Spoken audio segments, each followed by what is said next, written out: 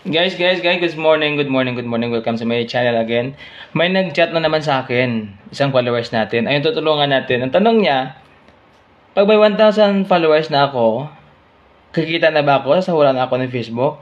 Hindi pa, kaganon kadali. Siyempre, mag-post ka muna na sa Reels. Damihan mo muna yung mga video mo. Titingnan doon yung performance mo. Hindi agad-agad na may 1,000 followers ka, kikita agad. Sobra ka naman, parang magic. Hindi ganun. Kaya dapat workout mo yan. Tuloy mo lang. Patamihin mo pa yung mga followers mo, yung organic followers. Huwag ka mag-follow to follow ha. Bawal. At saka, papadalhan ka lang ni Facebook ng notification kung eligible ka na to earn money from your content. Okay?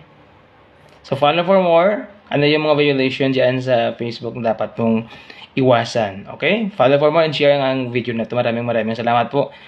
At least nasagot ko na yung katanungan mo, kawayan. Palangga. Salamat. Thank you so much. Bye-bye.